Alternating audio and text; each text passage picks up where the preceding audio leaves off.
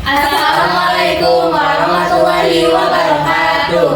Kami akan mewawancarai salah satu kepala keluarga dalam hal tugas sosiologi yang bertema lembaga keluarga.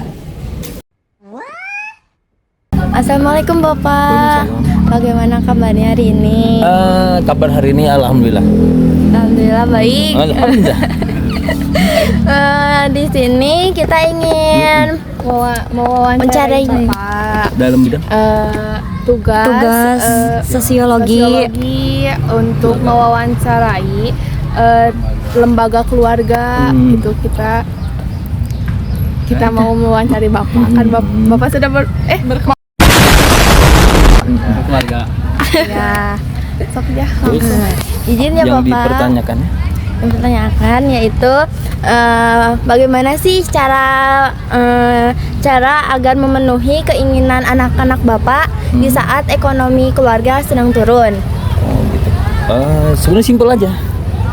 Kalau ekonomi lagi kurang memadai gitu ya, anak kalau minta ini minta itu tinggal bilang aja nanti kalau ayahnya punya uang. Gitu. Kita bujuk kemana kita arahin, misalkan kita bujuk ke jalan kemana kita arahin, nanti dia kan akan lupa. Dia misalkan minta jajan yang tidak kita punya nih, pengen mainan atau apa, kita arahin kemana, kita ajak ke tempat-tempat yang sejuk lah istilahnya. Jadi diomongin yang main-main, jadi nggak usah langsung kita fokuskan kita bujukin langsung enggak kan gitu. Tetap kebutuhan ekonomi itu nggak harus tentang anak minta ini harus kita beliin, enggak dong. Pada saat kita punya ya kita beliin, nggak ada ya udah kita ajak main, nanti juga akan lupa sendiri gitu. Oke. Makasih Bapak. Mungkin untuk pertanyaan selanjutnya.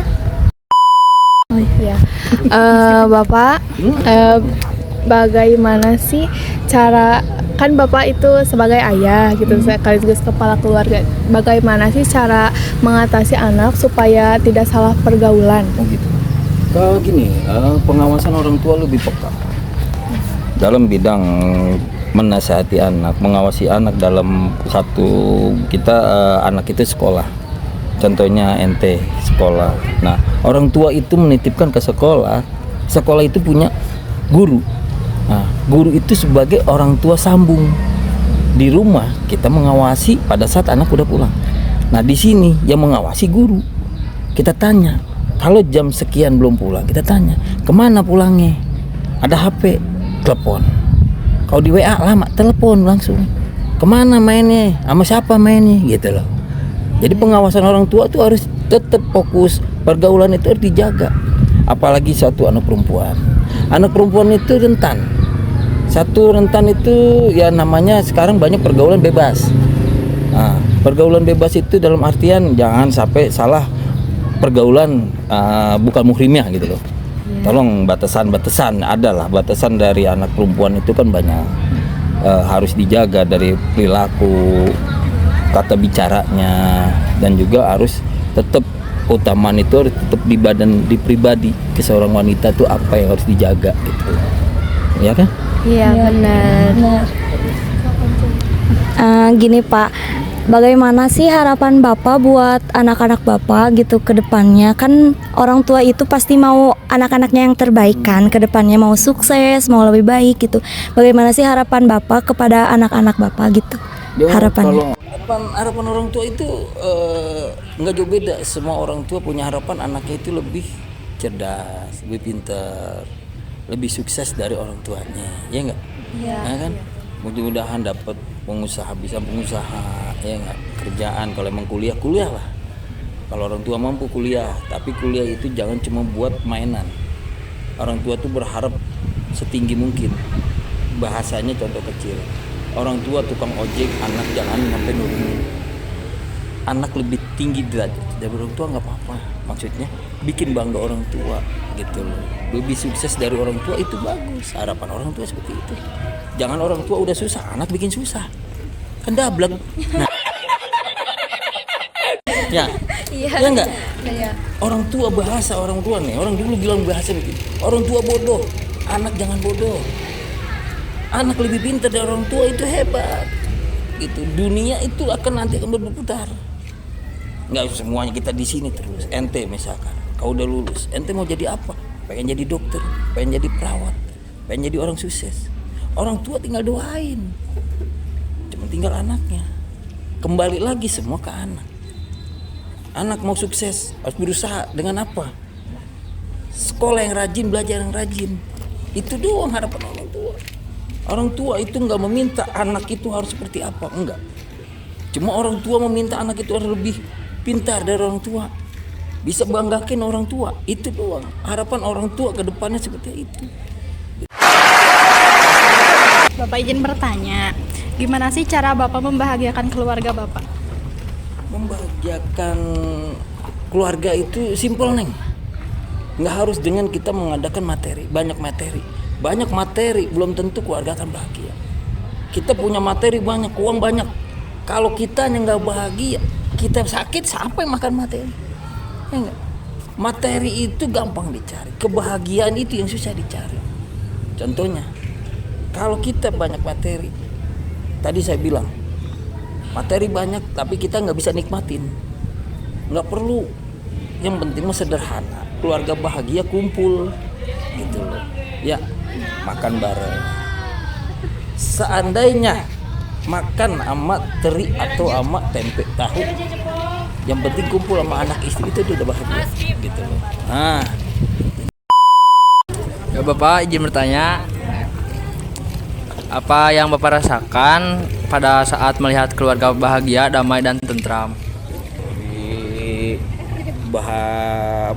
Dibilang lebih enak kalau keluarga itu tentram.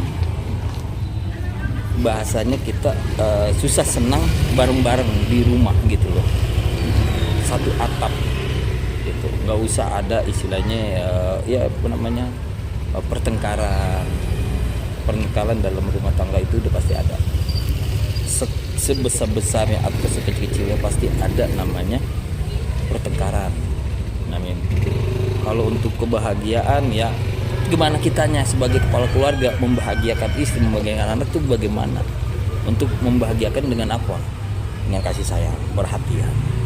Contohnya ente semua ditanya sama orang tua, udah makan belum, udah mandi belum, pasti disuruh kan mandi, sholat, ya kan, ngaji. Itu kebiasaan orang tua, nggak akan pernah ketinggalan. Bahasanya tinggal bilang, kamu pulang sekolah rapikan baju, ganti baju, selesai makan, sholat. Kalau belum sholat, selesai sholat mau istirahat tidur, itu doang kan. Orang tua cuma nyuruh 3, makan, mandi, sholat.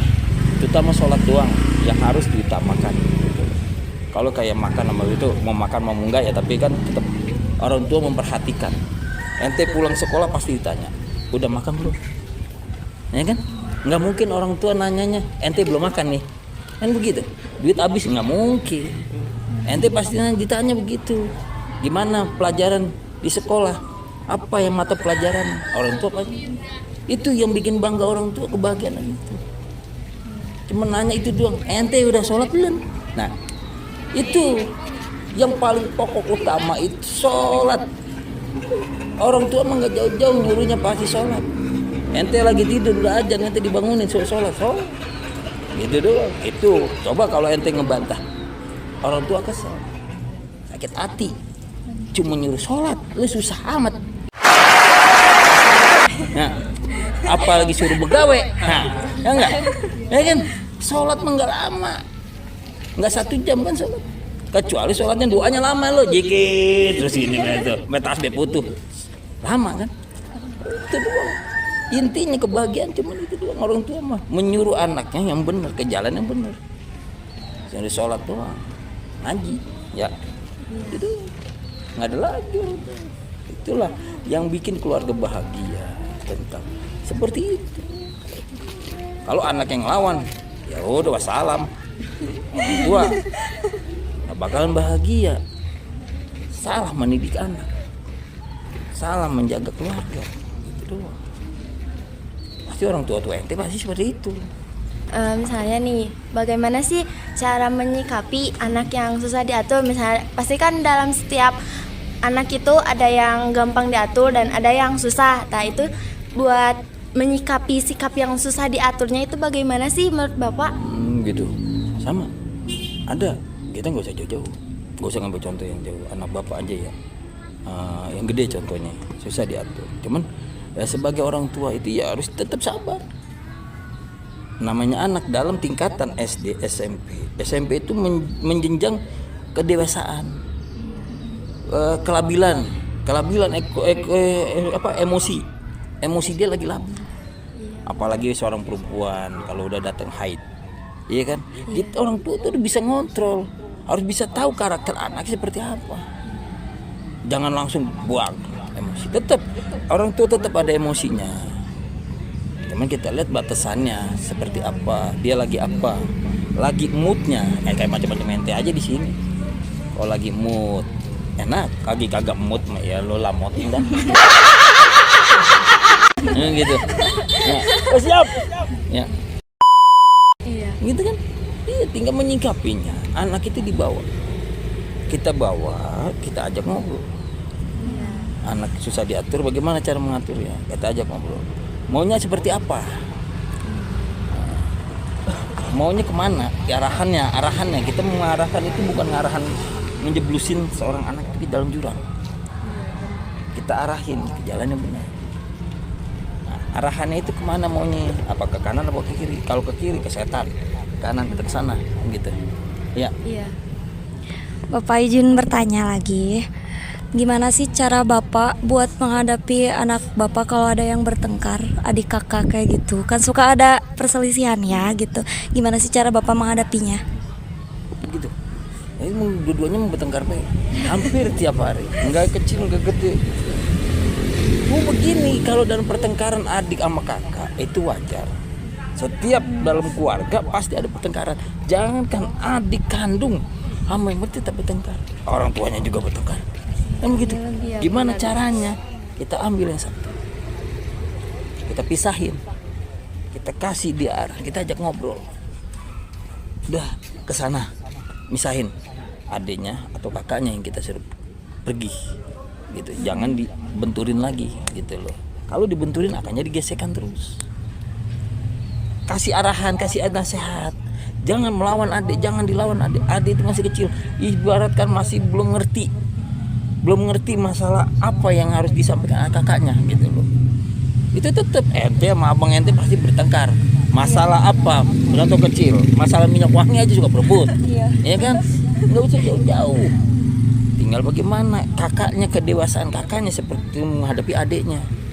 Gitu. Tinggal kembali lagi. Kakaknya mengalah, gitu loh. Dengan mengalah adik juga akan ngerti, gitu. Nggak usah lawan, gak usah dibentak, itu salah. Nah, kalau ada pertengkaran itu orang tua harus ngalih. Yang bilang kecil, bisa ini gede, kasih arahan. Dengan arahan yang baik, insya Allah anak yang dewasa akan ngerti. Gitu, gak usah kita ini. Nih Bapak, kan Bapak saya itu bekerja gitu ya. Bagaimana sih cara Bapak mengatur waktu buat keluarga? Kalau ngatur keluarga dalam hal apa nih? Waktu untuk bersama gitu ya. Ya sekarang gini, kalau saya sih gini ya, ngatur keluarga untuk keluarga nih ya, pulang kerja ya udah. Dengan rasa lelah atau capek gitu ya dalam suatu kerjaan gitu, pikiran lagi kemana, dengan adanya anak, yang adanya istri, itu akan membuat rasa capek itu akan hilang. Dengan apa? Dengan kita ngobrol, duduk bareng, bercanda, sanda tawa gitu adalah gitu. Dengan seperti itu rasa untuk mengatur kumpul sama keluarga ada waktu-waktunya gitu. Dengan pulang kerja, ketemu sama keluarga, seperti ini kebersamaannya. Nggak usah jauh-jauh, nggak usah pergi kemana-mana, dalam rumah juga bisa nonton TV bareng. Kita cari cemilan, makan bareng, selesai. Itulah buat mengatur keluarga biar kumpul berharmonis gitu. Apa momen yang paling berkesan di keluarga Bapak? Momen paling berkesan itu Saat bareng keluarga, iya. ya itu kumpul. Selama ini kan Jauh, udah 14 tahun jauh. Papa di Bekasi, dia di Mari. Baru tahun ini bisa kumpul. Gitu. Itu momen-momen yang susah. Gitu. Selama 14 tahun itu ya jarak yang cuma ketemu sebulan sekali. Terus kita, ya ini momen-momen yang 2024 ini kemarin kan, 2025 ya momen-momen yang bahagia ini di sini. Kumpul sama keluarga, jadi bisa ngobrol, bercanda sama anak gitu loh. Selama jauh itu kan susah. Ini pertanyaan yang terakhir ya Bapak. Seberapa sayang sih Bapak sama keluarga, terutama sama istri Bapak gitu? Sayang. Sayang. Mungkin nggak bisa diucapkan dengan kata-kata. Itu doang. Ya tetap sama namanya suami tetap harus sayang. Bagaimanapun istri ya, karakter istri bagaimanapun bagaimanapun dia marahnya, seburuk-buruknya dia, setingginya dia, tetap dia seorang istri. Harus tetap kita jaga dan kita sayang. Itulah. Terus ya satu lagi ya. Apa sih kesan dan pesan buat keluarga Bapak? Pesan dan pesan buat keluarga saya mah ya tetap harus menjaga keharmonisan keluarga gitu dong. Gitu. Kebahagiaan yang nggak bisa ditukar dengan uang. Nah, uang bisa dicari tapi kebahagiaan yang nggak bisa dicari. Baik Bapak, terima kasih udah menjawab pertanyaan kami satu-satu. Terus Lalu meluangkan waktunya buat menjawab. pertanyaan dari kami. Iya. Mohon maaf juga ya bila ada mengganggu waktunya gitu. Ya, Iya. Bapak terima kasih. Terima kasih ya. Nah, wawancara hari ini sudah selesai. Sekian dari kelompok kami. Wassalamualaikum warahmatullahi wabarakatuh.